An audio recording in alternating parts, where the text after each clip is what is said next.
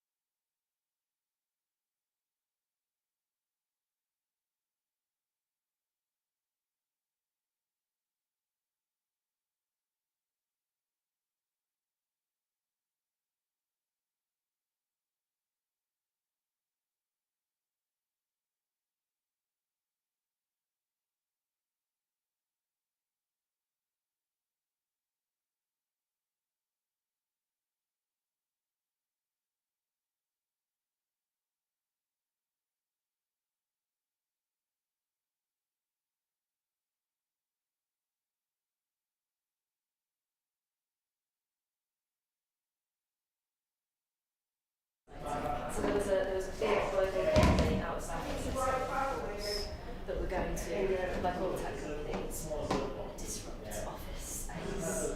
And they created mixed-use spaces.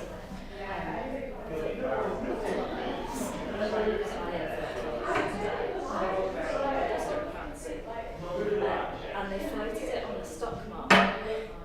And it turned out that the valuation of the business was basically based on fantasy. They were like, I think it's worth $100 million.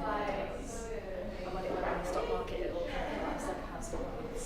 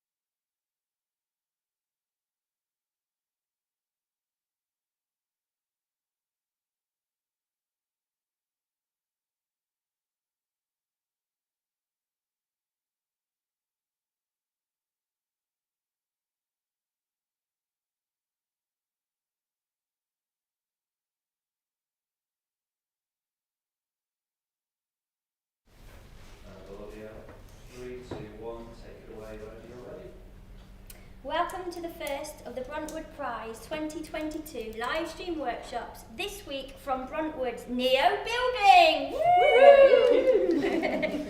Excited to be here. I'm Nickie Miles-Wildin. I am a white woman. I've got bleached white hair, short at the sides. I've got glasses on, flowery jacket, jeans, and I'm sat in my power wheelchair. And to the right to me, I have my facilitator for this evening. It's the brilliant Chloe Clarke. Your right-hand woman. Yes. I'm Chloe Clarke. I'm an actor, director and audio description consultant specialising in the creative integration of audio description. I'm a white woman with long dark hair tied up in a scruffy bun, and I'm wearing very bright, multicoloured but tasteful top. I think that's me. Great. And we're here facilitating this workshop about creatively integrating access into your work as a writer. As a theatre maker, that's what I do with my work, how I think about creatively integrating captioning, BSL SSE, which is British Sign Language, or Sign Support English, or audio description into my work, and how to make it as creatively accessible as I possibly can.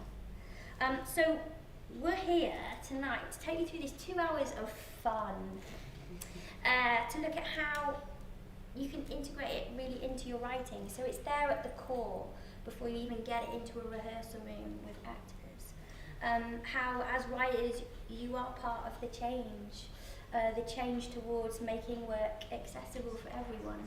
So, no pressure, but, you know, we're handing the baton over to you now. Yeah, that's about it, isn't it, really? That's what we'll be doing. That's what and we'll do a bit of chat, and we've got a couple of tasks for you to do as well. And yeah, it's just quite chilled, and if anybody has any questions at any time, then just let us know. Yeah, please do. Yeah, so we'd really like to just go around the group briefly, if that's okay, ask you all to introduce yourselves and do a very, very brief audio description of yourself, if you are comfortable to do so. Note, very brief, because there's a bit of contention around this. Visually impaired people, like me, have very different preferences. We had, in the lockdown, a lot of Zoom calls where everyone went, right, now let's go around and introduce ourselves and audio describe ourselves. And when there are about 60 people in that room, by the time you get to the end of it, you go, really? That's the end of the hour. Yeah. And we didn't get anything done, but I know what you look like. Oh, but I can't remember. So, yeah. So just choose a couple of things that are the most overt things, I would say, the most easily identifiable things about your appearance. And also, sorry, just to add into that, so your name, your audio description, and if there's one thing you'd really hope to get out of this session. Yeah? And it could be just being here in the Neo building is quite a nice experience, then that's cool. Be spending time with the Labradoodle on the floor. Oh yeah, Denny, the Labradoodle. Shall we go from the left to the right? Yeah. Should we start? Be pressure. Yeah, I'm Danica. I am a white, feminine presenting person in my 20s, dressed in lots of pink, just love pink, and big pink glasses. And I want to further my practice in integrated access in my work. Great, thank you. Awesome. Hi, I'm Adam. I'm a white person with brown hair in little space buns, and I'm wearing some black dungarees and have some brown glasses on.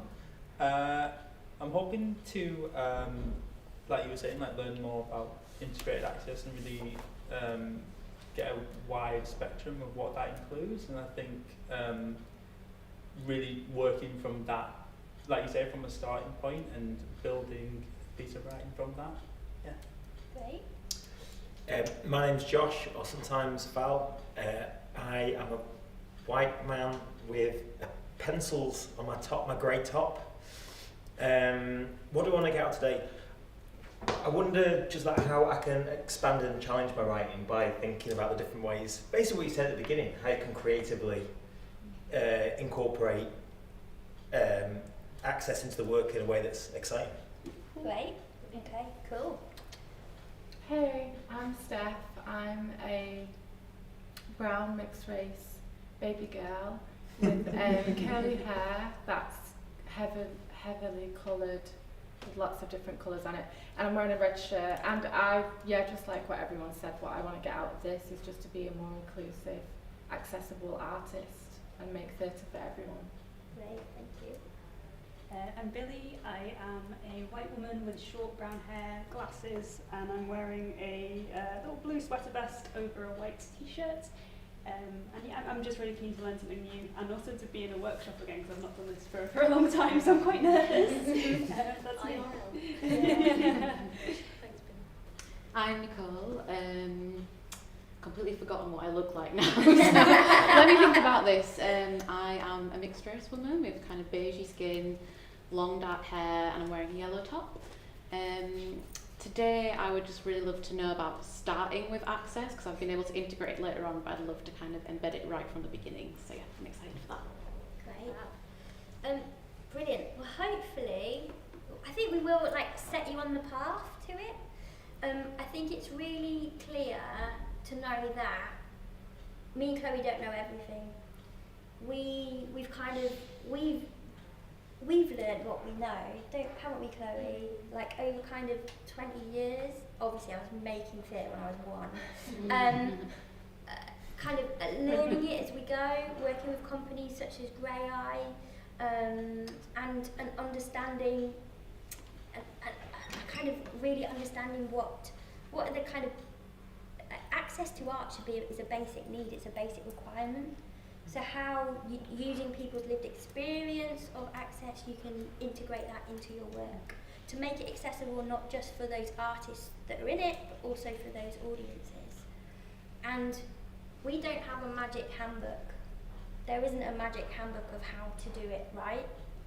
I kind of wish we were the authors of that handbook, because I feel like we would have been making a fortune by now. But yeah, so what we're sharing is basically kind of tools from our toolkit. But that's theatre though, isn't it? That's art. That's sharing those things you learn and kind of passing them on in a way then that, if I do a project, I learn from that project what didn't work, and then in the next project think about how I can make it work. So yeah, I don't think we'll have all the answers, but we will we'll give it a go. Yeah, and hopefully we sort of give you some of the tools to play with and experiment with that you find really enticing and exciting and enhance your work, with the knowledge that you can't make everything accessible for everyone. It's impossible. It's an impossible task. So it's about what you can do step by step and really exploring and playing with things and just finding out for yourselves what works as well. So yeah. And what suits your style? Yeah, completely. What suits you as an artist? Because we all make work and we all write and make work in different ways. So it's about going, okay, it's around that thing of what's your aesthetic as an artist, and how can access be used to feed into that aesthetic, rather than thinking you have to change who you are as an artist to make it work. It's a creative opportunity. Yeah. Okay. Can't believe it. We're actually ahead of our first timing. Woohoo! I know how long it's going to last, but we're going to come up to our first task. And this is just a little question for you, and you can write it down. You can just have it as a thought in your head, bullet point it. And it's just for us to know where people are in this room. So, are you ready for your first task? And we'll give you just a couple of minutes for this. So, task number 1, and this is a safe space. You can't necessarily insult me and Chloe with answers to this question, because we've heard quite a few things, haven't we? So? We have. We've probably said a few of them as well. Okay, so first task 1. What do we mean by disabled? Off you go. We'll just give you a couple of minutes. That's task 1. What do we mean by disabled?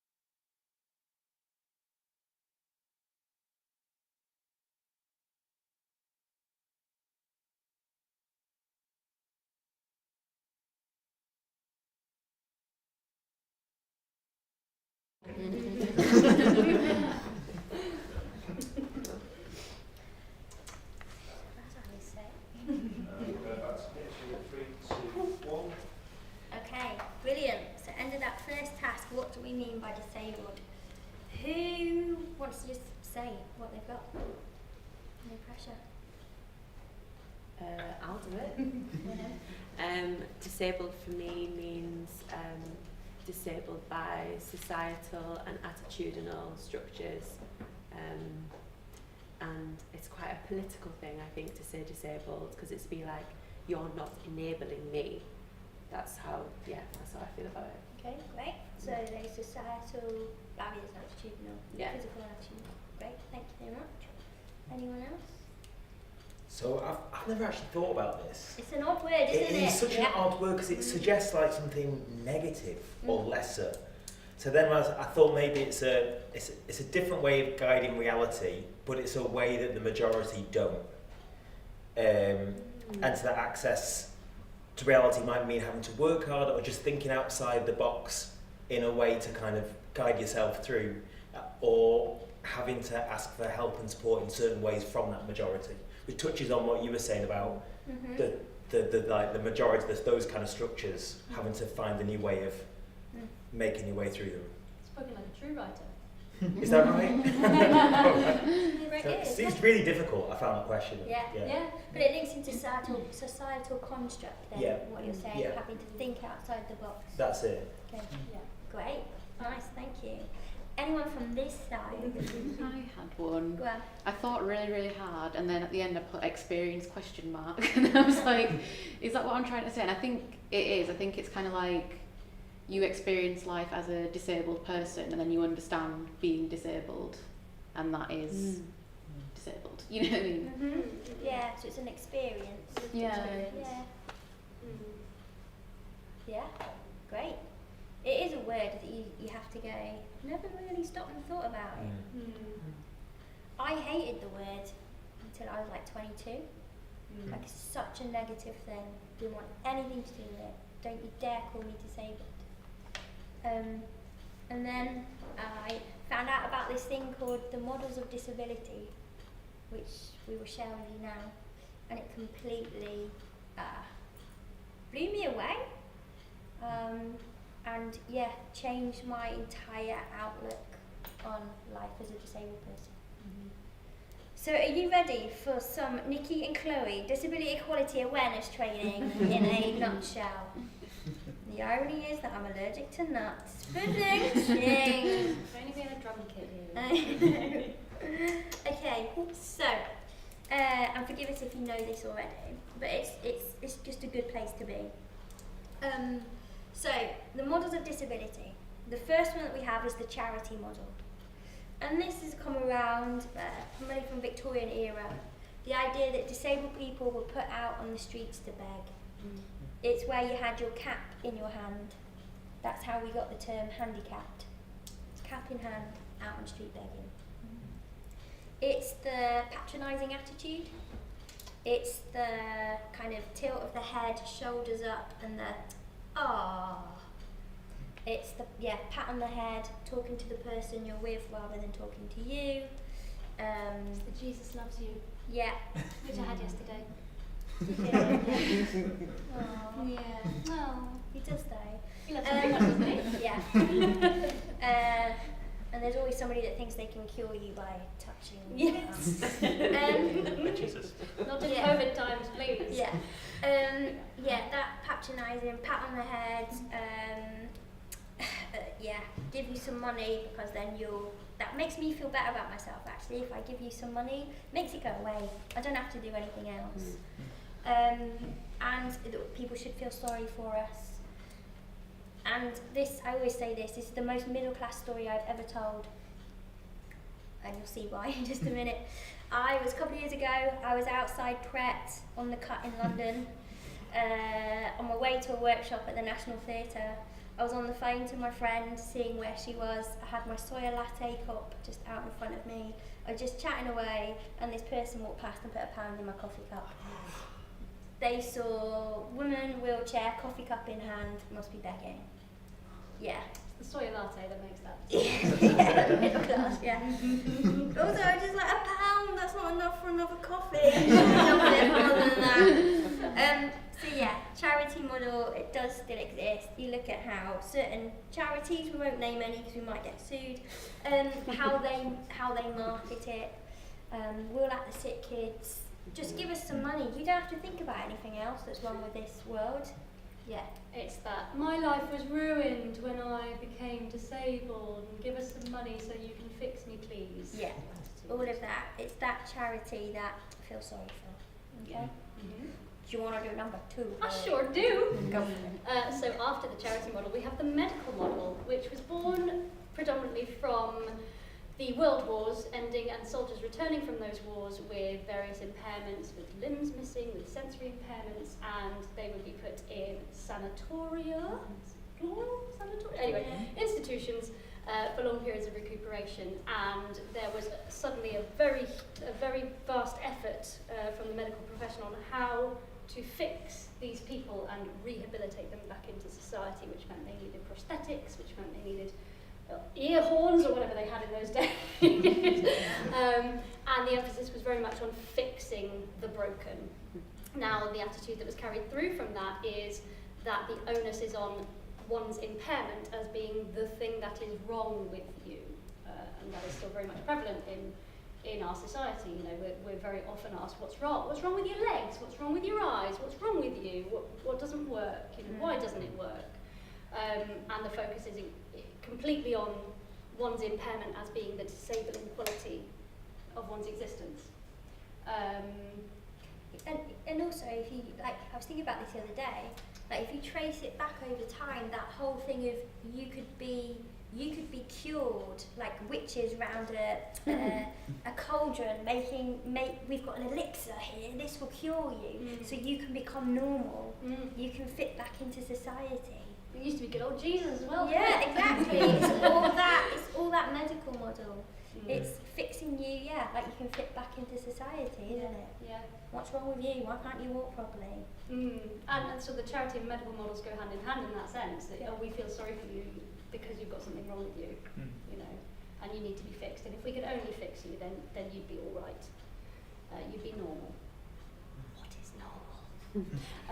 But that was the attitude I grew up with, is under that medical model. Absolutely. And that is why none of us wanted to associate with disability. You don't want to be a disabled person. You don't want to be one of them, because that's a bad thing, because that means you're wrong. Yeah. You don't fit. There's something wrong with you. So that leads us on to number 3, the social model of disability. So in the 60s and 70s, a lot of disabled people started to get fed up of feeling like they were the problem. The movement really picked up over here, also over in America. If you haven't watched it yet, I recommend watching Crip Camp on Netflix. That shows the movement picking up over. And also recently, then Barbara Met Allen, which has been on BBC, written by Mighty Jack Thorne and Genevieve Barr, talking about the kind of Piss on Pity campaign over here. But yeah, people started to get fed up. The disability art movement became a place of protest. And in 1981, Mike Oliver, I never want to say the word created or coined, because it feels like it came from a lot of different people's influence, but it came about the social model of disability, which says that you rightly stated that you are disabled by the physical and societal attitudes that's the physical and attitudinal barriers that society places on you. So I'm not disabled by my impairment. At home, I'm not disabled. I can use my chair. I've got a stair lift. But I am disabled as soon as I leave the house. As soon as I go to the tram stop and the lifts aren't working, I can't access that tram, I become disabled at that point. Maybe it's a magical day and the lifts at my tram stop have actually been fixed and are reliable, and I get on the tram, there's somebody in the wheelchair space and they won't move, or they call me a name. At that moment, I become disabled by that person's attitude. Or they put a pound in my coffee cup. Yeah. So it is that. My wheelchair isn't a negative thing. it's a positive thing. It allows me to access this as much as I can, this non-disabled world. Chloe, how are you disabled? Well, I'm glad you asked. Well, in very similar ways, you know, attitudinally and physically, you know, as a visually impaired person, going to a crosswalk, that's very American, isn't it? Going to a crosswalk and finding that there is no beep and there is no rotating cone on the doohickey thing. So you press the button. That's the one, Yeah. thank you. You know, things like that, small things. Catching a bus is an absolute nightmare because you can't see which bus is coming, you can't see where to get off the bus. Often there are different payment methods when you get on the bus, and that's really tricky, unless you're somewhere where they do announce the stops and you have that technology, which the drivers often switch off because they find it irritating. And when you ask them to switch it on, they go, "Nothing to do with me, love." Great, thank you. Yeah. And then you say, "Please, could you tell me when we get to such and such a stop?" And they go, "If I remember." And you go, "Please remember." Say It's things like important. that. Yeah. And actually, I'm a recent guide dog owner. Denny and I qualified just before Christmas, so it's been a very steep learning curve for me having a guide dog now. It used to be that getting a taxi was the easy solution to having to put up with public transport. Now getting a taxi is just as difficult as anything else because taxi drivers will turn up, see I have a guide dog, even though I've told them already, I've had to phone up rather than use an app to let them know that I have a guide dog.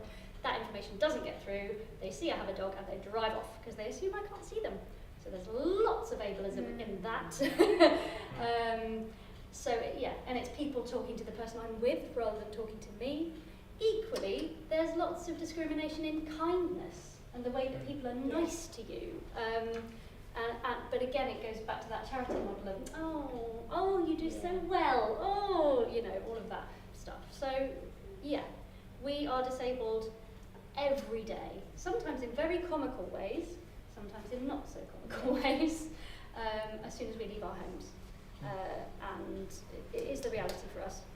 But you've got to laugh at it, haven't you, Nick? Yeah. Go and laugh at it. Laugh a bit, otherwise, yeah. And just to kind of throw it out to you, how do you think, you know, talking of me as a physically, mobility impaired person, Chloe as a visually impaired person, you know, deaf people at the moment, massively left out throughout the pandemic. None of the government briefings were available in British Sign Language because he didn't want a sign language interpreter in the room with him. Didn't want the focus pulled from him. Yeah, there's all that. There's even with masks, you know, see-through masks we should have so people can lip read. All of that, like, yeah, we live in such a disabling world. And alongside these models of disability, we'll just do a little hit on language, that it's disabled and non-disabled. Not able-bodied. Not able-bodied. Everyone's able-bodied. You're breathing. So if you're disabled and non-disabled, you're not in my gang. Yeah, you have privilege. But also maybe I've started thinking that maybe it's not non-disabled. Maybe it's pre-disabled, because we are all going to become disabled at some time in our lives, whether that's through old age or an accident or illness. And if you say pre-disabled, people might go, "Oh yeah, I'm going to need that access one day, I better do something about it now and be part of that change." We have impairments, physical mobility impairment, visual impairment. Some people say they're hearing impaired, some people don't like that. Hard of hearing, partially deaf, or deaf with a capital D. I say I'm a wheelchair user. I'm not wheelchair bound. I'm not tied to my wheelchair. I mean, don't get me wrong, some people like that type of shit, but not me. But yeah, I'm a wheelchair user. I use a chair to get What around. about in a wheelchair? Because a lot of people say that. I'm not in a chair, and I don't think everyone's in a chair, because people can transfer in and out of a chair. I use the chair. Yeah. Like you use your legs to get around. Are you in your legs? Good question. Come back, we'll have the answer.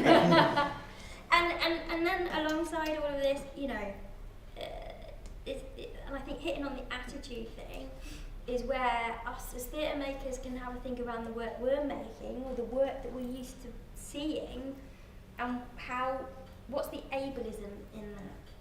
How are you being ableist in what you're making? What's your attitude towards disability, the disabled people? How are you representing them? Make sure there's authentic representation in there for a start. Cripping up is a whole different matter, which we won't have time to get into tonight. It's a whole other set. That's a whole big debate. Should we do task 2 next? Because does that all make sense? Those models and where we come at it from. And I think not every, like I said, I didn't come across the social model until I was 22. And believe me, when I did, there was lots of angry poetry being written. But it's how I found my voice, how I take that into my work. So always thinking, what are those barriers that a person is facing when they come to see my work? How can I get rid of those? And the representation. I think, the arts, we as creatives in the arts industry have got such an important and unique responsibility in order to reflect society as it really is. And that includes reflecting disability as it really is, and telling those stories authentically, as Nick said. If you don't feel qualified to do that, but you're interested in it, find out from people who have that lived experience, and collaborate with people. But if you're tempted to write a story around disability, really interrogate why that might be, get to the bottom of why you want to tell that story, and then do everything you can to tell it authentically. It does lead us on to the next task. Should we do task 2? Task number 2. And again, we'll go 3 minutes on this one. This can be quite a fun one, actually. You're going to think around what is the typical disabled story, and you're just going to bullet point, just make a list, like how are people usually portrayed, what is the typical disabled story. We've kind of hit on a few of them, but have a think, like go right back maybe to childhood, just putting some hints in here, as to what those stories might be. What's the kind of typical story or the typical representation? Okay, that's task 2. You got 3 minutes. Thank you.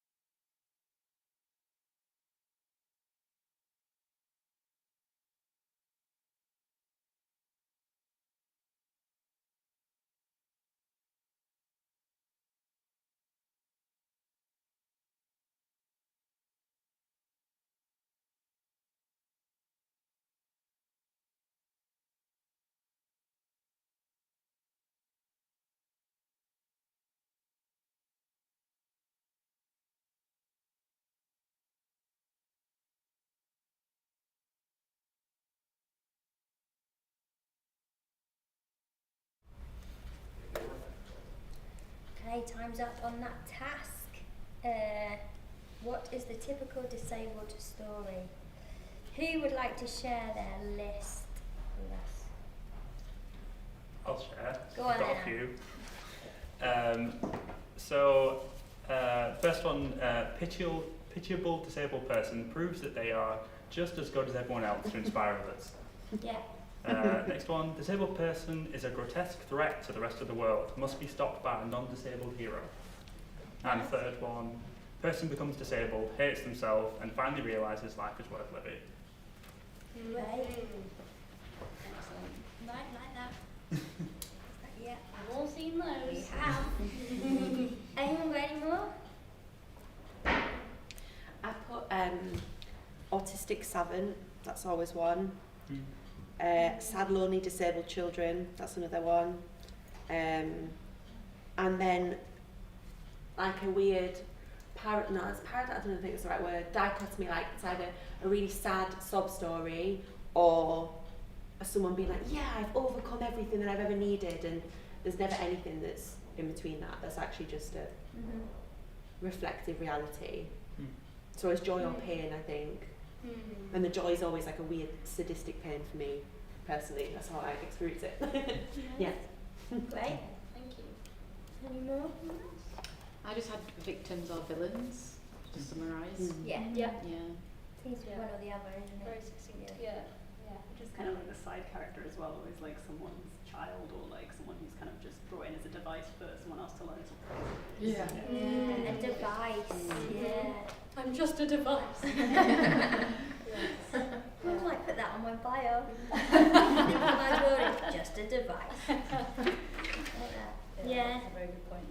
And also kind of that thing that we're asexual, we're undesirable, we're sexually unattractive, incapable of any form of relationship or romance. I mean, it's true.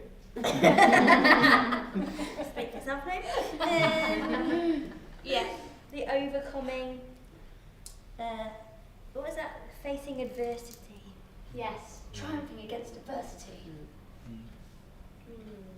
Fakers, scroungers in society. Mm. You're probably making up your condition and your impairment or your illness, to be fair, aren't you? Well, you got out of your wheelchair earlier. Yeah, you can see there, can't you? All of that. Yeah. Fairy tales, Tiny Tims, all of that. Yeah. Yeah. How was that to do, make that list? That was a sharp intake breath there, It's quite interesting, isn't it, when you look back and think of all those stories we know. And it's also just doing this workshop, there's stories that are defined by the protagonist's disability, but then I start to think there are so many stories that you'd think the writers haven't even considered that they've given this character a disability. And actually there's so many stories you can think of that, like I said, they're using it as a device, but the writers have probably not even considered that they've used this as a device, and they're actually kind of appropriating someone's identity or reality to help their story move along. Yeah, I just never really thought, there were so many stories that come into my head, I thought, oh, they've just been used. Yeah. Absolutely. Yeah. So was the focal point of the story, like you're saying, so it always seems to be like they're disabled and that's all that they can have going on in their life, because it's such a big thing to be disabled, and you know, we need to show this experience and how horrible it is to be disabled, and then only when we receive the acceptance of society is when we become actualised. Validation. Yeah. I'm noticing a lot of relation to class and race as well. Like it all has the same foundation of like, you know, working class person overcoming something and making it to the top and getting all this money, or like, you know, a dark-skinned black person overcoming something and then being accepted by their colleagues, and it's just like it's all from this kind of gross societal perspective of being anything that's other. So yeah, it's really interesting. Yeah, absolutely. I think it comes from a very white, non-disabled, Eurocentric way of telling stories. Absolutely. That you just go, actually, again, potentially a societal construct. This is how we tell the story. This is what it has to be. Where do you kind of just want to like, I'm all for kind of smashing that up and smashing up what we think is structure. Yeah. And going, actually, what's the kind of, and we've talked about this, haven't we, Adam? Like, what's the kind of disabled narrative? What's the disabled structure of a story? Because I don't think it is that typical hero's journey. Yeah, because that's a non-disabled person's perception of what a disabled story is. Yeah. Whereas actual disability doesn't fit into those parameters. No. Like often that we don't fit into the society around Yeah. us. It's similar with the society stories. Yeah. Yeah. It's also like with Curbs that I've just directed for Grey Eye, it's a piece of new writing. It's very much like the main protagonist, she gets what she wants, but there's a big inciting incident that then pushes her back. And she's constantly pushed back, pushed down. So instead of her journey sort of going like this, in that big arc, that swoop, hers kind of goes along and then kind of goes down below the graph, comes back up a little bit, but then gets pushed down again, comes back up again, gets then pushed, because of the barriers she's facing every day of her life. And you go, that is actually more of a truthful narrative than this hero's journey one. Because that is more relatable to disabled audiences, I think, than that hero's narrative.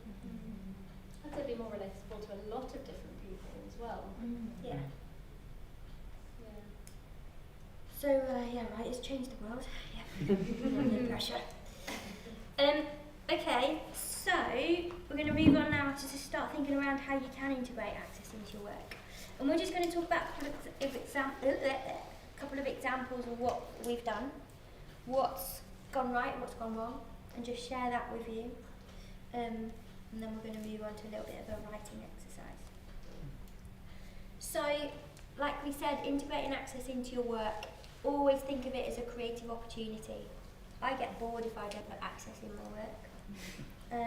I've had an argument with an artistic director of quite a grand building down in that there London, of how they can have 6 weeks rehearsal, 10 days tech, 10 previews, and then press night, and they don't even think about access. But yet I get 3 weeks to rehearse a piece of work, 3 days to tech it, and 2 previews, but you can guarantee it's got creative access in there. So you just need to go, yeah, what can I achieve? How is this going to feed into the aesthetic of this piece of work that I'm making right from the very beginning? And someone I saw on Twitter, the brilliant Dan Dorr, who's a dancer, said that access is giving audience what they need, and that's basic care. And we shouldn't think of integrating access as groundbreaking. But it still feels like it's groundbreaking, even though like Grey Eye have been doing it for 40 years, and so have many other makers. So I'd say to you, don't feel you're reinventing the wheel. It's been done. Look at what's out there and see what's worked and build upon it. So we're going to just hit a little bit on integrating British Sign Language or sign-supported English into your work, how you can do that. And as writers, very much this will come from working with those artists in the room, having that lived experience of people that use those languages. So I've done it on a piece of new writing, Forest of Forgotten Discos, which was written by the brilliant Jackie Hagan. That was on at Hope Mill. It was a Contact's Christmas show a couple of years ago. And we integrated sign-supported English in that. We worked with a deaf actor. Some of the cast had experience of using sign language. But what's interesting about that is how you, if somebody's signing and maybe have no voice or doesn't use voice, how you can then, and we did this on House of Bernarda Elba, didn't we, at the Exchange as well, Chloe, of not feeling that you have to, in the script, that the speaking character has to translate fully what the deaf person has signed. You can do it in their response. So, oh, the shops. Oh yeah, the shops are down there. Rather than going, where are the shops? Oh yeah, the shops are down there. So just think around how one person is responding can fit with what the other person is saying. In cutting it, we used this mixture of, we used mostly sign-supported English because the actor was voicing it as she was signing. We used some elements where we took away the text, and we invited Hermie, the brilliant deaf actor, to create it as a visual image, what it would mean for her. And by doing that, it allowed her more of a freedom of expression to do that.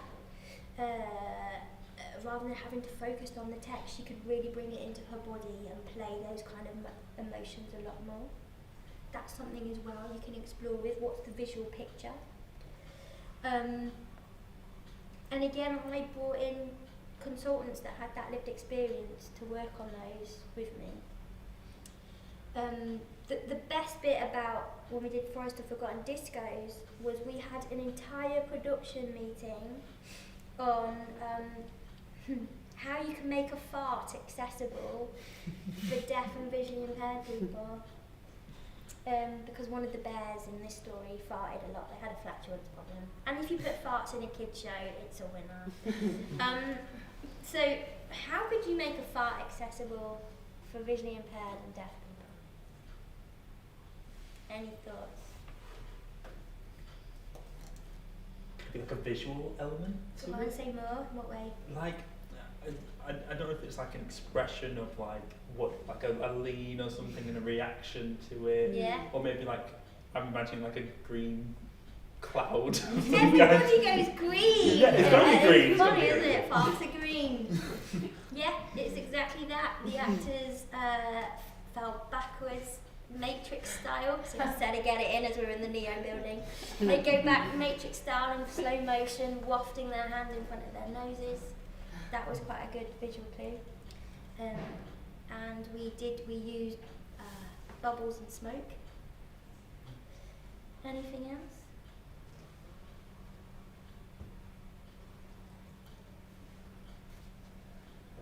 The ground rumbling. Yeah. If I had the National Theatre's budget, I would have done that, but we didn't. Wind machine. So we had subwoofers basically around the space and really hit the bass on the fart noise. So there was a sense that you could potentially feel it rumble a little bit. Also choosing the right fart noise was quite good, wasn't it, Chloe? I remember that you consulted on that. Yeah. And then also Ali, this fantastic deaf actor, she was like, well, for deaf people, it's lights flicking on and off. So we're like, okay, great. And then she was like, you can't just flick the normal lights on and off, the white lights, because people will think that's an alarm going off. So that's where we went, okay, it's got to be green light, farts are green. So whenever there was a fart, the lights flickered on and off, the rumbling happened, the slow motion, and the bubbles. So yeah. Pretty covered. Pretty covered. And in terms of making it accessible for visually impaired audiences, obviously we can hear a fart, but we aren't necessarily going to know who has done the dirty. So it's then ascribing that to somebody in their reaction, but oh sorry, or whatever it is that they do, or even everyone going, oh. bear hugs. Yeah. Yeah. So it's just think, what the response is again. I'd say I'm working with deaf actors, deaf translators. It does add another dimension to it, doesn't it? It's around that, the translation of language, and also what options it allows you. I think it's just better representation of the world in which we live. It is a real creative opportunity as well, because as soon as you're working with either a BSL translator or consultant or an AD consultant, you're having your work interrogated in a way that most people find really interesting and helpful, and you end up with a lot of provocations to think about that really help inform your project and the directions you go in. Yeah, the visual quality of, like, I don't know if anybody watched Wonder Boy, Bristol Old Vic recently. I watched the live stream last night by another brilliant disabled writer, Ross Willis, and how the use of the deaf actor in that as the kind of superhero in his head and the visual quality that this actor brought to the storytelling as well. I think it's that exploration, is it, of like how this is gonna fit the aesthetic as well. What are the opportunities for it? And then captioning as well. Creative captioning. How that can inform your work. I've just had this on Curbs, where Mike Southern, the writer, there's a lot of text messaging because it follows the story of a young couple, and thinking about how we could portray that on stage.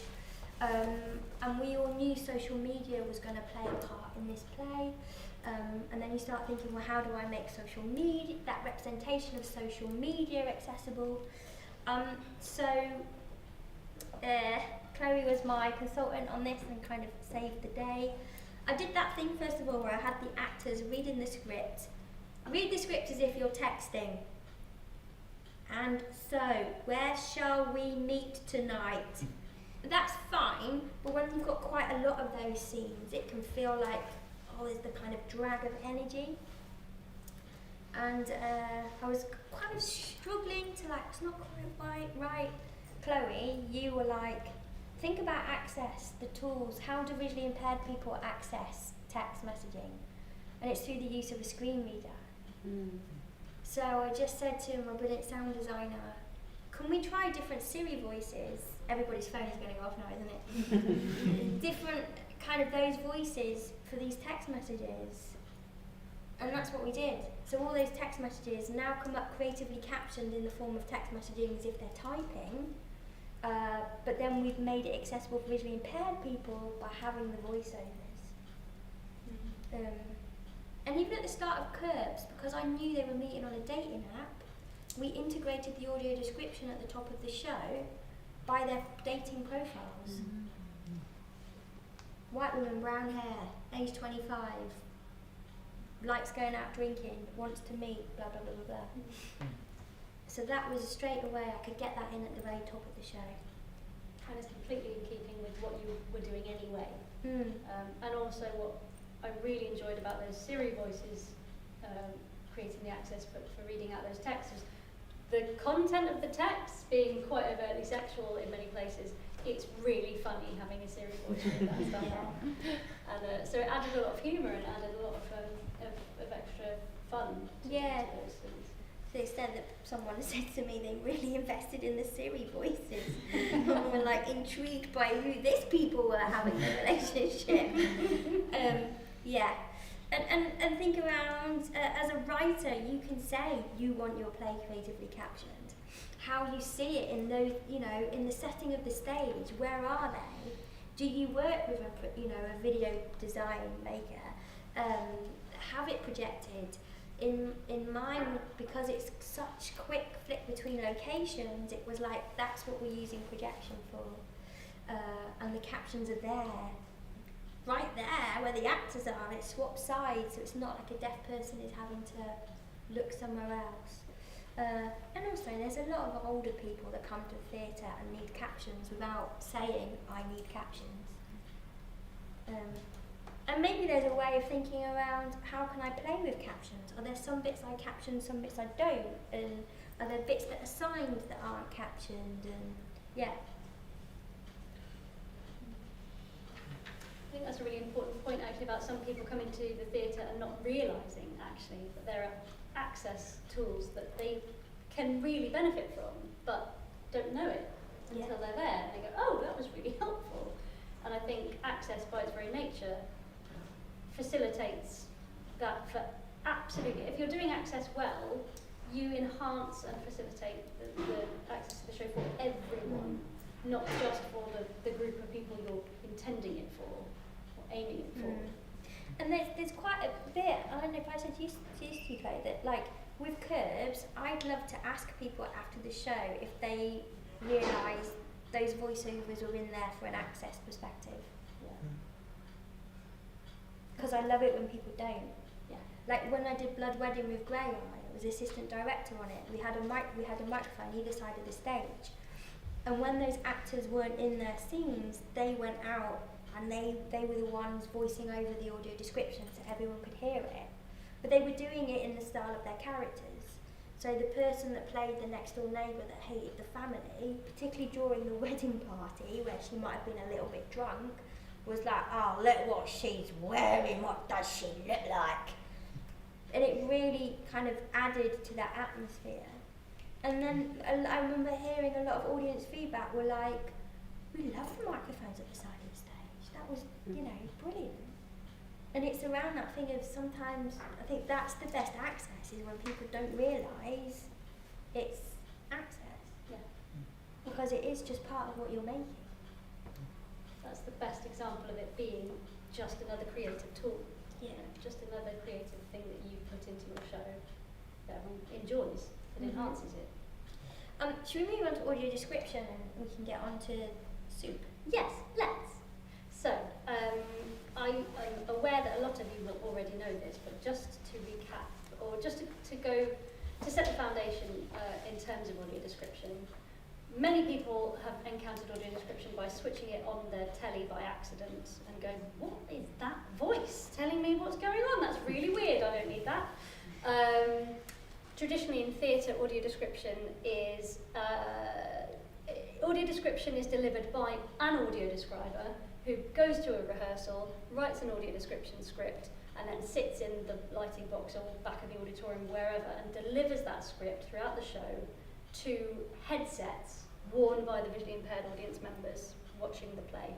And it's there to describe any of the action or any of the visual elements that are happening on stage to people who need that. Now, if you're like me, you don't want to go to the theatre and put on a headset, because first of all, it completely isolates you from the people you're there with. Second of all, you feel very conspicuous. The noise often bleeds and people around you get annoyed, and it's just an uncomfortable experience. Not least to say that you are listening to a bolted-on form of access that has had nothing to do with the creative process, that although it's written by somebody very knowledgeable and skilled and talented, is only their interpretation of what's happening. So you get prescribed an interpretation that is aiming to be as objective as possible, which isn't a thing anyway, but somebody who's trying to give you a very objective, very cut and dried, very bland impression of the action in front of you. And it's not your impression. It's not what your interpretation would be if you could see the action. So the fact that it's completely uncreative, that the creative team don't even know it's happening, that the actors on stage don't know it's happening, that the director will never have listened to it, that the writer has had nothing to do with it, all just makes for something I don't want, basically. Now, there are visually impaired people who do like that form of audio description because it's standardised, they know what they're getting, they know they can go to the theatre and put on a headset and have that assurance that they're going to get that information. That said, traditionally, one performance per season might be audio described, and it's usually a Tuesday matinee because obviously blind people don't work or have lives. So there are. Those are the reasons why I and a lot of other visually impaired people find the traditional form of audio description quite problematic. Now, many of us have spent many years exploring what audio description could be. And particularly, now we look at it at different phases throughout the creative process, but really what is most important is that it comes into play at the very, very start of your project. So as a writer, as soon as you conceive your first idea about whatever story you're telling, you think about how this audio description could be incorporated into your script. And there are lots of different ways to do this. You could think about including another character or multiple characters whose responsibility it is to audio describe. But that would generally mean that the audio description itself would be quite explicit, quite overt. People would be aware that it was there, and it would still be in that sort of traditional style of a kind of narrative voice explaining the action. It could be character driven, as Nick has said, so it's much more subjective and can add a lot of humour, but it's still an external voice from the dialogue, from the action telling us what is happening. A An issue with that can be that it can be showing and telling, which, you know, for obvious reasons isn't preferable. And you can get into the territory of alienating the sighted audience, because they're watching it going, why are you telling me this? I know this, I can see it. So it's got to be done in a way that enhances, as Nick was saying before, really enhances the piece. Like with the Siri voices. Yeah. You know, they're describing what's happening in front of you, but it's just another facet of the play, and it could be done just purely for comedic effect. You wouldn't know it was there for AD. What I personally specialise in as an AD consultant is what I call stealth AD, and that is audio description that is so naturally woven into the dialogue of a piece that you just wouldn't know it was there. So it's delivering all the information that the visually impaired audience needs, but it is completely invisible. And I think of it like good editing. You shouldn't notice it. You shouldn't know it. If it's done well, you shouldn't know it's there.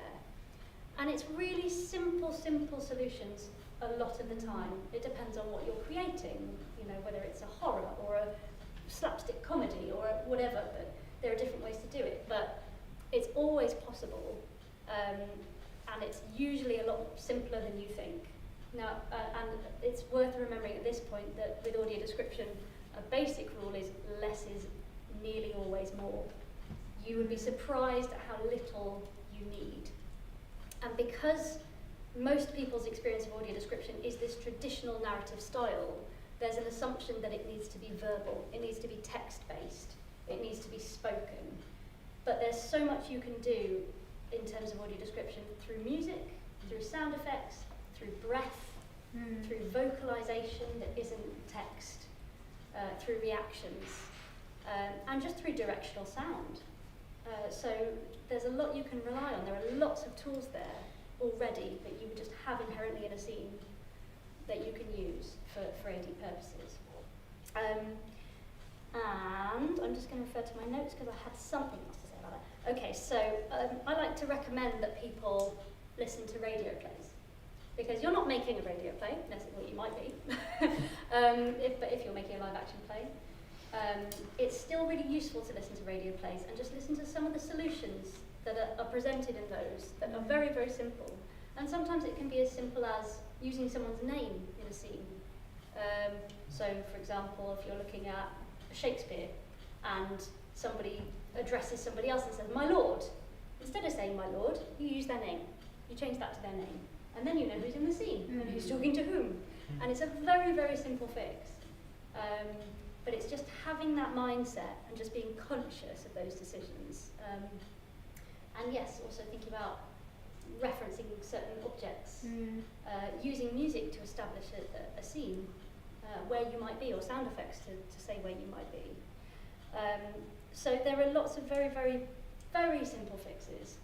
There are often times that I'm consulting in a room and there are some real problems where you just have to get all your brains together for a very long time. And then normally what happens is you've come up with a solution hours ago and you circle round and round around it and you go, what about that first thing we talked about? Yeah, that would work.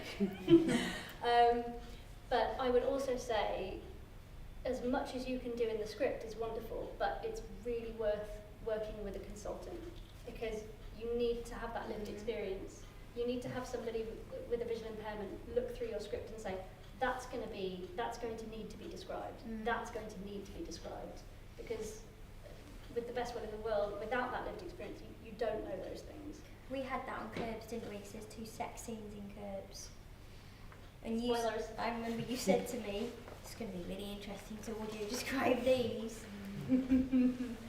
And that's an interesting conversation, isn't it, in the rehearsal room? Yeah.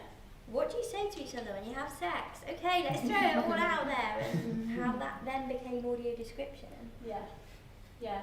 And what's really interesting about that is you can integrate as much as you can at the script level, but of course as soon as you get that script into a rehearsal room and you give it to actors, you're going to then need another layer of audio description based on the decisions those actors make.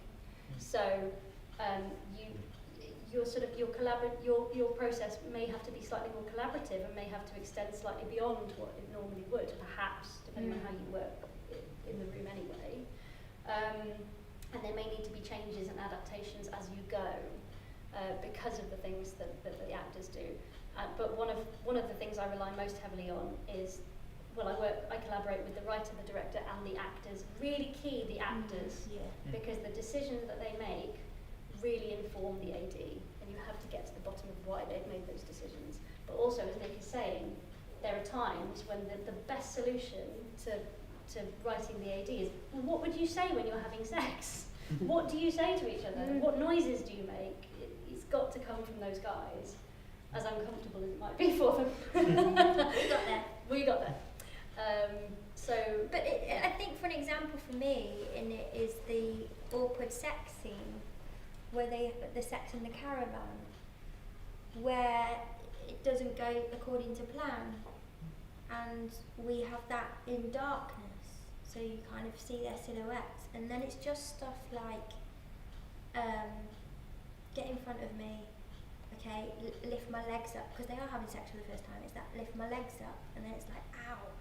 And then it's something as simple as you hear where, you know, he's going over her, just because you hear his voice. You don't have to say he moves over her.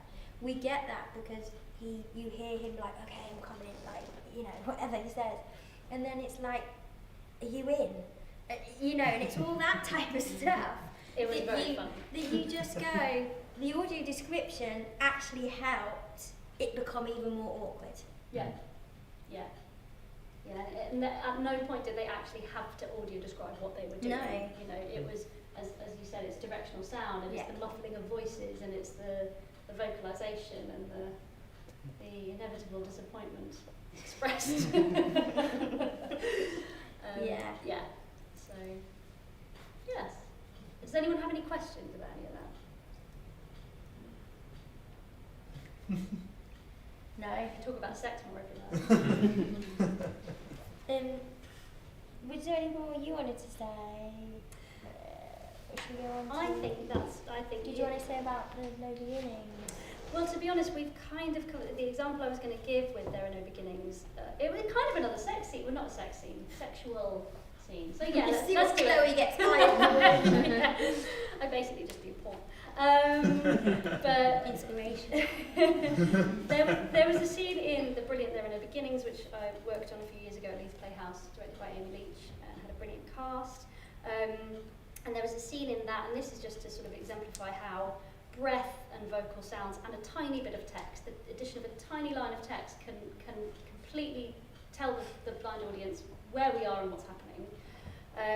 There's a scene, the scene opens with a teenage girl who's played by Tessa Parr, who's absolutely brilliant, in her bedroom, and she's on her bed reading a magazine that's like Heat or something. I mean, it's set in the olden days. Roughly olden days. Gonna London, gonna buy Heat magazine.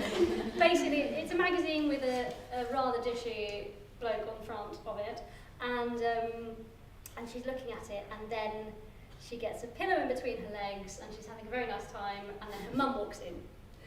And so, without any audio description, that's basically all stage directions. Without any audio description, if you can't see, you don't get any of it until the mum walks in and you hear her reaction.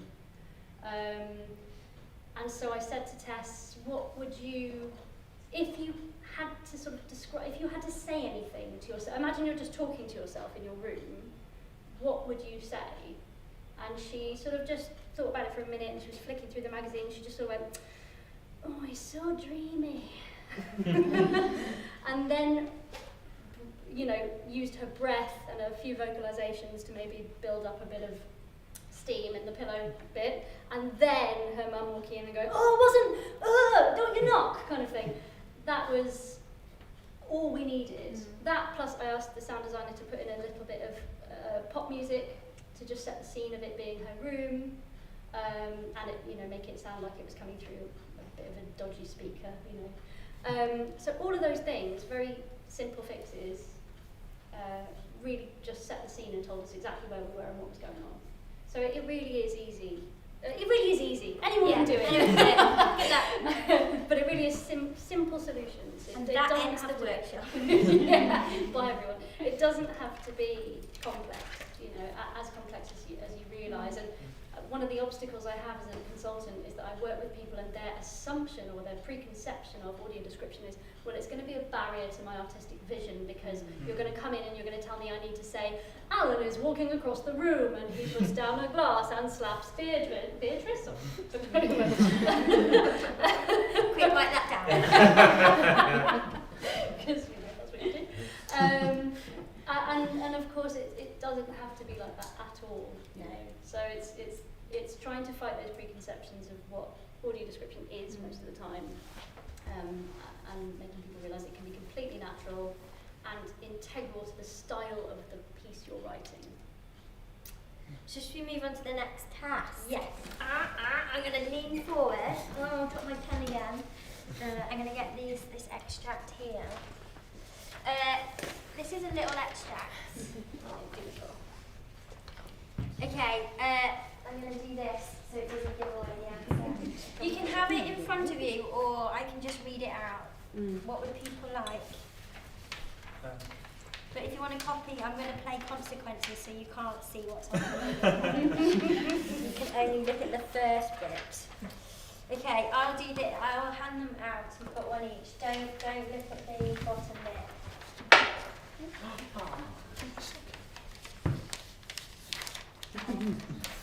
One for you. Everybody at home's getting a picture of my thumb.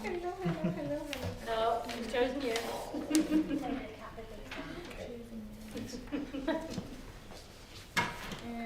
Hand these round. You just read the little side. Trusting people not to cheat. It's not an exam. Not yet, anyway. Just because it says task. This is really entertaining for people watching on the live. Yeah. This is where I lose my DWP because I can fold bits of paper. Don't tell anyone. Ow, it's hurting now. Ow. How many more have we got to do? Oh, is that it? Has everybody got one? Oh, thank goodness, I'm worn out. Okay. The life of a disabled person, constantly watched by the government. Okay, so the extract, and I believe people have got this at home. Chloe's giving me the thumbs up. It's task 3, and it's extract called soup, and I'll just read it out. Naima sits at the dinner table. Julie sits opposite. Naima takes a mouthful of the soup and grimaces.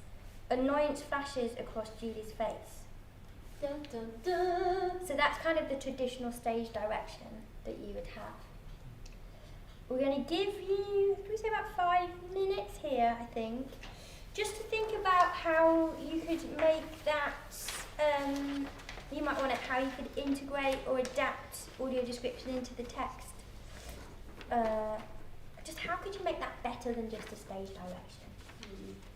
Thinking of all those things Chloe talked about, sound effects, bit of dialogue, movement. We've got 2 characters in there and an object and a setting. Mm-hmm. You can add in characters if you want to. You can do whatever you like. You've got free reign, or you can just think about how you would create dialogue to take the place of those Stage directions. directions. Okay. 5 minutes, and then we will feed back. Thank you.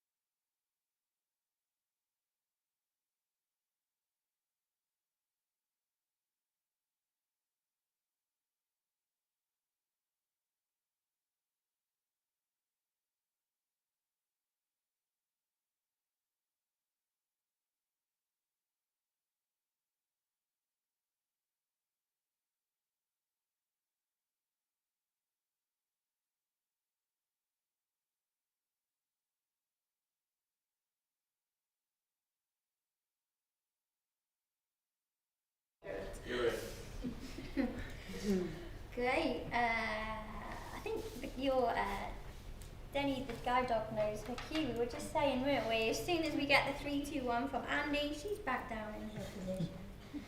More behaved than us. Okay, great. So you had that soup extract. Naima sits at the dinner table. Julie sits opposite. Naima takes a mouthful of the soup and grimaces. Annoyance flashes across Julie's face. Would anybody like to share their idea, their thought on how you could integrate audio description into that?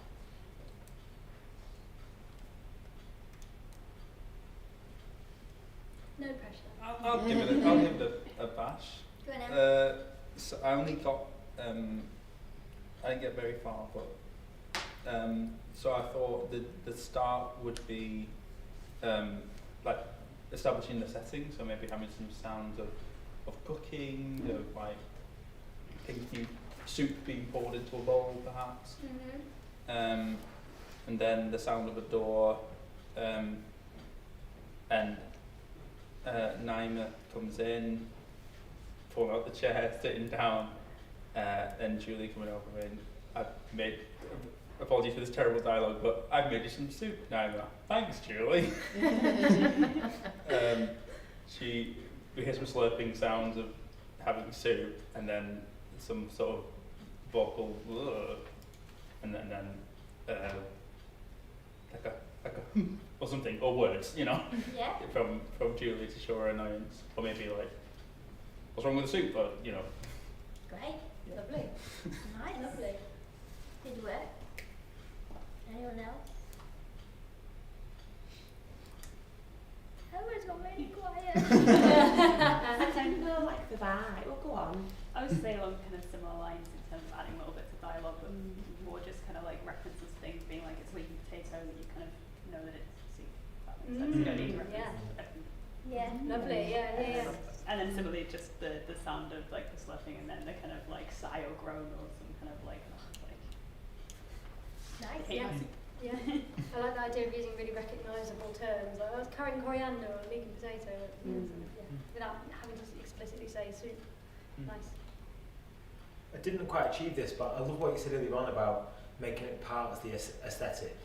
You know, so it's almost like not just trying to describe, almost like apologising for it, but like I can imagine, say, the chairs like really scraping it when you sit down, because you've already got that feeling then that somehow they're uncomfortable at the dinner table. You know, kind of making it exaggerated or changing, like moving beyond naturalism to create a kind of new theatrical language. I didn't achieve that in what I wrote down, but Well, you've got the that's what I would idea. have done. That's what you can go in and play with. Yeah. Yeah, it's lovely. Thank you. Thank you. What were you going to say? I don't know what the vibe of the piece was, but like I thought if it was funny, like if they were sat across from each other, it could be like, I didn't realise we're having an interview, you know, kind of, because that's what you do when you have an interview with someone, that you sat across from each other, and I don't know, there's a funny way of being able to talk about that, isn't there? But then I was like, if it's really serious, dropping that joke in there, then we'll be like, wrong vibe. Yeah, I thought that was the hardest thing when I was thinking about it, describing someone sat in front of someone, but making it an embedded thing felt like the hardest thing in that piece of the text. Yeah. Wow. Yeah. Because I suppose, like, just following on from that a bit, like, if it was on stage and you could tell from like from like proximity to them, like how close they were and how far away they were. But if it was on TV or radio, then it'd be harder to tell. Yeah. TV's harder to know because the sound's coming out of one sound Mm. system. Yeah. And you always find this as well if you're doing headphone work. Like, you can't just say, I'm over here, because if people are listening through headphones, it's like, where's here? Yeah. You know, it is that's the beauty of what we have in the theatre, is that fact we do have that live sound. So you would get that feeling that they are sat opposite each other from where their voices come. That's why when people say, yeah, we're gonna mic them, I go, oh no. Yeah. Cool. Anyone else got any thoughts? I just had one thing. Go on. Just because slurping really annoys me, so I kind of channeled that energy. I was thinking about like Naima really obnoxiously slurping continuously to piss off the other character. Yes. Mm. Yeah. It's funny how our inner selves come out. Really annoying me. Yeah. And I love that in thinking about how you would audio describe this, you've got some really rich relationship stuff going on already. Yeah. You know, and again, that can be done extremely subtly. But even didn't realise we were at an interview. Like Yeah. that can Yeah. be done in such a tone, can't it? Yeah. Mm. Yeah. Equally, you could have them sort of having that awkward sort of at each other across the table. You know, it could be anything. Mm. Whatever you want to paint in that scene, whatever you want to get across about their relationship, whether it's awkward, whether it's loving, whether it's whatever, it's you can do through thinking about the AD. Should we look at what you came up with? Yes, not as good as what these guys came No, up with. yeah. Let's turn to the bigger version. Find out who met whom, where, what they were wearing. What they said to each other. So, who'd like to be Julie? And who'd like to be Naima? Please could I have people to volunteer? Thank you, Kat. Who would you like to be? Julie. Okay. Who'd like to be Naima? I'll do it then. Somebody else read the stage directions. Yeah, who wants to be stage directions? I'd love to. Thank you. Oh, sorry. Here you are. She puts down the soup bowl. Thanks. We hear the spoon on the bowl and her blowing on, then eating the soup. Beat. Annoyed. Don't you make that face? I slaved for hours over that. Ad-libbing. Yeah, so it's pretty much in line with what you guys have already suggested. But again, it's just an example of how simply and quickly that information can come across in a natural way. And how much more interesting it is than the stage direction. Yeah, then an audio describer going, Naima eats the soup, Julie looks annoyed, all that, yeah. I mean, audio describers don't speak in that tone of voice. It's slightly misrepresentative, but you know. Yeah. It is. What is the dialogue we need here? What can help tell that story? Yeah. So it's not just that blandness. I think it's really exciting. We've done it in quite a few projects, haven't we? Worked on where we've just added it into the dialogue. Yeah. Someone's setting up a picnic on the train, and it's like, oh, nice gingham tablecloth. Yes, thank you. Just going to set the table. Oh, cocktail sausages. Oh, Pringles. Yeah, once you pop, you can't stop. Like, oh, homemade truffles. You know, it's the relationship between those two characters, and how.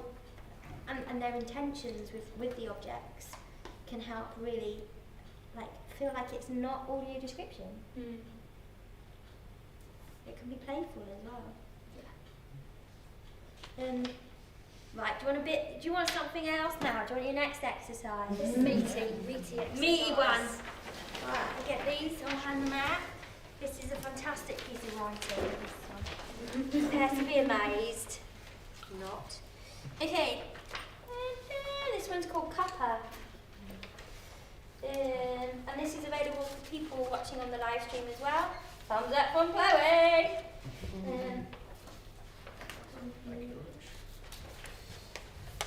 We're running to time, Nick. The first time this has ever happened in our lives. I know. That was very unprofessional of me, wasn't it? Fine, this one, sorry, no. I think it's 4 pages long, this one. In big print. Thank you. Okay, so it's a scene between Liam and Millie, just a discussion over cups of tea, chocolate brownies, whilst they're watching My £600 Life on the telly. See what type of life they have. What we would love you to do is just have a read of this scene. I don't think we're going to read it out, if people are okay just to read on your own. Because I can see how willing you were all to read out the preview. And what we'd love you to do with this is just think around how you would integrate access into it. How you could integrate audio description. How could you potentially get captioning in there, or BSL? And sound as well. And as you read it, you might want to go, ooh, that use of language is a bit ambiguous. Such as, what things are they saying that could feel a little bit like, wouldn't be very clear. yeah, to certain like audience members. here or over there, all of that. Can they focus on one specific axis Yeah, if they want to? if you want they, to. I'll just talk about you like you're not here. Yeah. Should we plan this workshop? Yeah. Yeah. Or, Yeah. yeah. Focus Look on at it. all of them if you want, or Yeah. one. If you want to Sorry, go all of what? Sorry. all of the access, you could. Access, Yeah, right. you might go. Actually, I'm just going to look at how I could integrate some audio description into this, or you might go. Oh, I've got a great idea of how I could do captioning, or where I could put BSN interpretation. Completely up to you. Tackle them all. Tackle it all, whatever you want. But yeah, how could you get it in there? If this was a scene you'd written, how could you rewrite it to make it more creatively accessible? So, about 10 minutes, is that alright? Mm-hmm. And then we'll just hear back from a few people. Okay, off you go. This is 10 minutes for copper. How are you going to integrate access?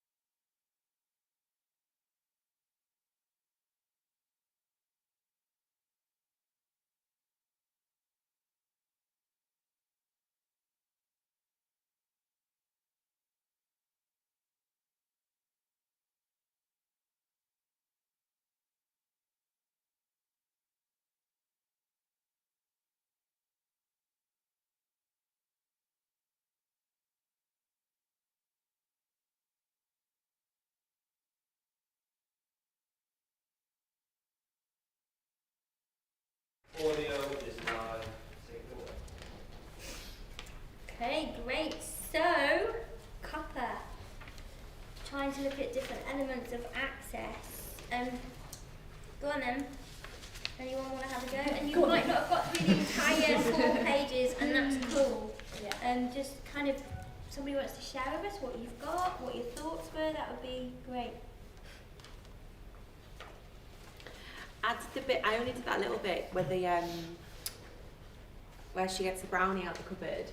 But then all the remarks I started coming up with, it just made me realise that I'm willing to I'm that person that will scrape the mould off and eat it anyway, because grow skin. And then I was like, do other people do that? But I suppose the whole thing was centred around that. So maybe she could sniff the yogurt to see if the yogurt's okay, or she could pick the furry blueberry out of the punnet and make a thing. Or I also thought maybe there could be something in being I don't know why they call them blueberries because they're purple. Because I don't know why they call them blueberries because they're purple. And with the butterscotch syrup, I thought she could shake the bottle and try and get the last bit out of it. That's a really recognisable sound, I think. But yeah, that's what I thought. And I was like, maybe other people don't eat food that's green like me. I think, and also, I think I learned this from you, Chloe, is the mutterings under your breath sometimes can serve as audio description. Yeah. So there must be some left in here, trying to squeeze the bottle or whatever. Yeah. And you hear that nice little farty sound as you're trying to get bit of green smoke. Yeah. Bubbles. Vibrators! No, not give me that! I meant speakers vibrating. Yeah. It's late. I don't know why blueberries are called blueberries when they're purple. Maybe people watching at home might want to send us the answer on Twitter so we can all sleep well tonight. So yeah, kind of mutterings under breath, talking about objects. Yeah. I think that make it more dramatic as well, that section, because then you're getting the feeling that she's getting worked up, that you're having to do this, having to do that, and now I'm doing this, and fantastic. Yeah, a lot of attitude can come through. So actually, there's more drama to be found by the muttering than if it was just expressed through physicality. I think I took that in a slightly different direction of her maybe not being annoyed, but just it being a routine. Because where it said she starts singing to herself 100% when I'm cooking, I narrate what I'm doing when I'm in a song. I'll be and the blueberries are done, and that kind of thing. She's kind of getting a groove on with it, but it's kind of a little dance around the kitchen sort of thing. And then it's more his lack of gratitude that you that's where the annoyance comes from. Yeah, that's really nice. And it's particularly nice if you write this stuff in, that you're kind of doing the actors, well, actually you're more doing the director and the consultant a favour, because one of the weird phenomena about getting actors to do things that are physical is they switch their voices off. And I'm just as guilty of doing it, I do it as well. If I'm asked to do something physical, so if I was physicalising this scene, I'd completely switch my voice off. And it's not until the director goes, can you verbalise what you're doing, please? And then for some reason, it's a barrier for a lot of actors. I mean, not all of them, obviously, but to have it in the script is a really nice easing in for a lot of actors, rather than just being asked to improvise and ad-lib and do it themselves. And they're being mindful of the text as well as the action, and just remembering that they can do the two things at once. That sounded really condescending to actors, and I didn't mean it to. I I'm found just this as guilty of it. just a really good exercise though in dramatic action. What are people meant to be seeing? Why are they seeing it? And what are they doing to each other? And then doing this of it felt then it was clear what needed to be there to make those actions more obvious and more evident. I find it just really useful anyway, just an exercise to do to make it clear about what you want to express. Not that I wrote this. What have you got? What have you got for scribblings, I see? Is there any you want to share? So a lot of it, I think we discussed earlier, situational sound and bringing people's names. Trying to think if there's anything a bit more creative. Or when Millie says, "Can't get off your own arse," there probably needs to be then some sort of visual key behind his back so that. Was there anything else? Most of the stuff I think we've covered in terms of the approach. Yeah. Yeah. I think you're right. It's like, what is the intention of this scene? What are they doing to each other? And how can that strip it back, and then how can the physical action come into the vocal thing as well? Yeah. To still reach that intention. Yeah. I had a couple of thoughts about conceits that could maybe run through that might be quite, maybe a bit abstracting it from reality, but like in like a fun way. Because they start off, they're watching My £600 Live, and you can maybe like cue that by having the narrator being like, Daryl has to lose £50, he wants his gastric surgery, or whatever. You tell her what she's kind of does. But then have that narrator start to narrate what's happening in the scene, maybe in different moments, or and like for captions, perhaps like, because there's a lot of movement through the kitchen, so you can like open the fridge and there's captions on the fridge, or like the palette Blueberries maybe has like captions on it, and like all the cupboards, and when they put their feet up, maybe there's like captions on their socks, like so that we can read. You know what I mean? It just seems like such a close domestic life that it would suit that these conversations have been had so many times before that would be embedded within the walls and the structures of the room. And how that dialogue is kind of controlling them, because it's all over them. Yeah. It's like story, you know, they almost know what each other are going to say so much that it's written, literally written everywhere. Nice. Get it down quick. Don't steal that idea anyway. Quick, Edward, steal that idea. Write it down. Projection mapping. How do you do it? Anyone else? Any other thoughts?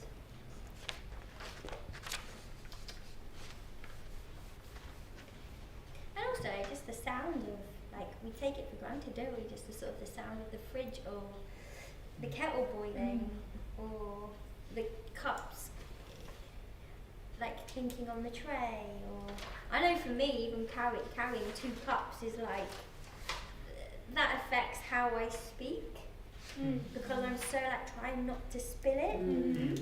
So there's things like that that will help dictate it as well. The sound of the footsteps of somebody who's carrying something like that as well. Yeah. Or the chair wheeling, or Yeah. going on. Yeah. Quite ableist of them. It's not all about walking, Chloe. So overrated.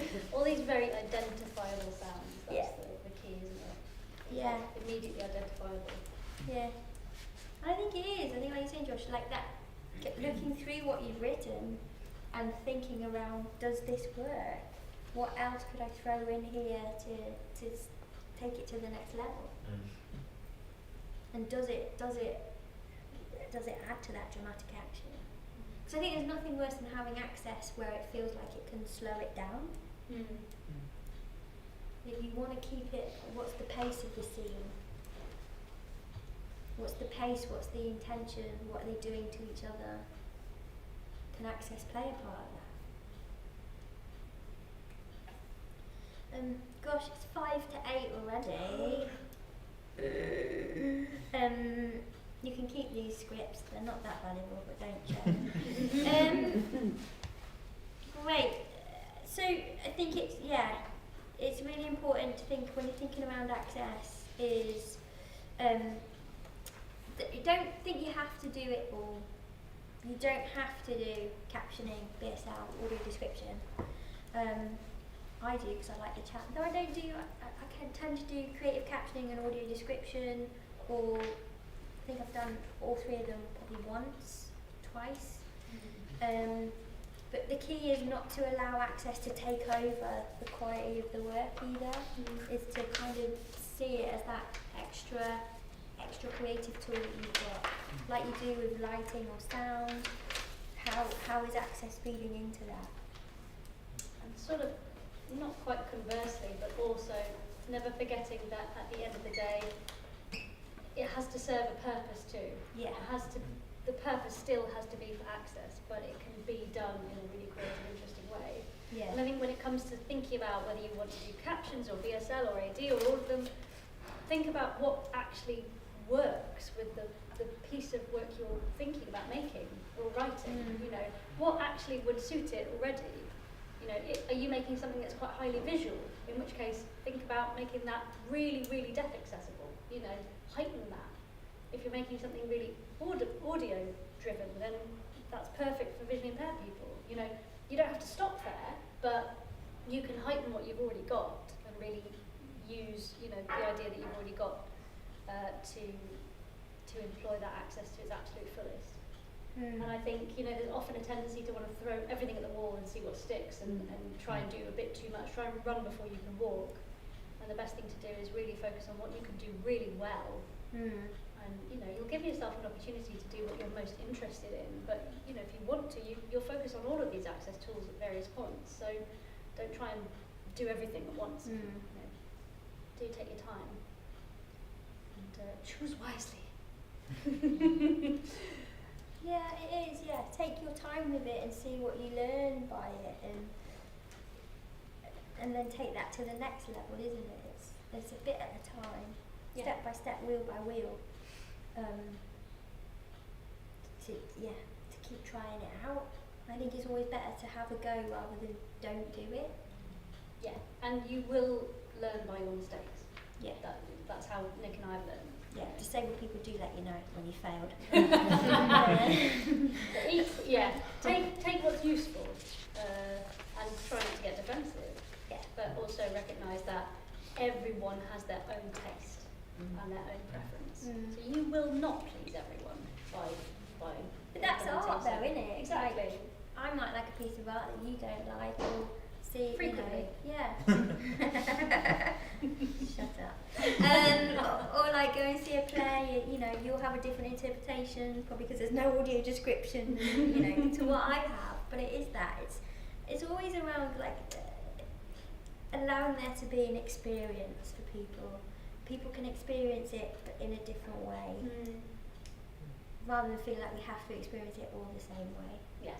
Because people don't experience life in the same way. And it's just about going, that's what I can do with my work.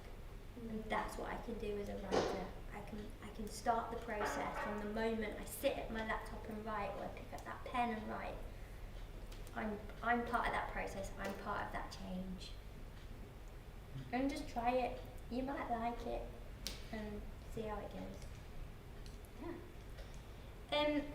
So yeah, it's gone really quickly these 2 hours. I know we've had breaks. Just want to go around and do a little checkout. And it's and I stole this from a good friend of mine. But it's what's the spark that's pierced the dark? What's the thought that this workshop has brought? I do like a bit of a rhyming couplet. To just throw it out there, what's kind of one thing you're going to take away with you from this session? Apart from the grapes and the plums and the biscuits. And the labradoodle. And the labradoodle. She's been the best part. Alright, Steph! The standard is really high. So the next lot of workshop leaders better have a dog. Anyone want to just throw anything out there? I love that idea of when you said earlier about pre-disabled, because I thought I used to hate theatre apart from the Royal Exchange and didn't realise. We got to say that. No, I mean really, well that's because you're always like 8 metres away, and I didn't realise I needed contacts or glasses until I was about 22, 23. And then it's only when you said that I thought, oh yeah, the reason why I liked the Exchange is because I was close.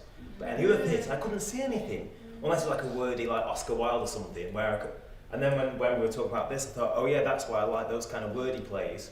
Because they were explaining what was going on stage. Okay, yeah. And that was a real light bulb of, just my own work. Like so much of this I've just not thought about whatsoever. And now think about, there's so many like cool, interesting ways that this sort of thing could be integrated. So, big light bulb. That was my takeaway. Good.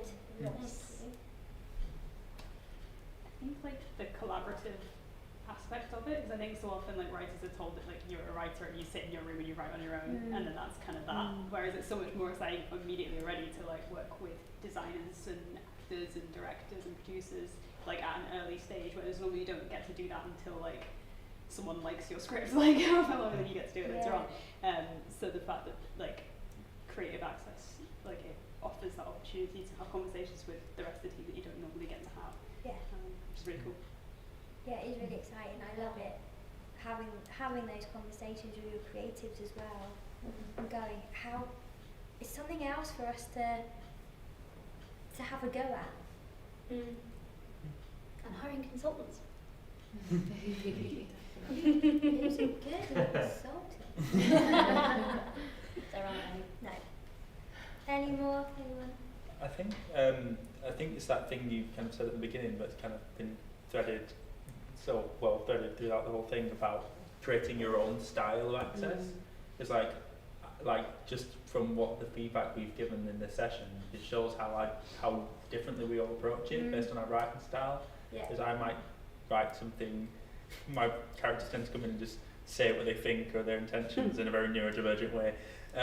They might just state things plainly to create audio descriptions, where it's like some of the like Billy was saying, like about the soup bit, about it being more subtle and more naturalistic, and I thought that's really great as well, because it's just about developing your own brand. And what does like Steph's access look like, and what does Josh's access look like? It'll be different and nuanced and exciting and a unique experience in its own way. Yeah. So it's not just like access isn't just a thing you just plonk onto a thing, and it's just you buy it wholesale from a shop and you make it yourself. Yeah.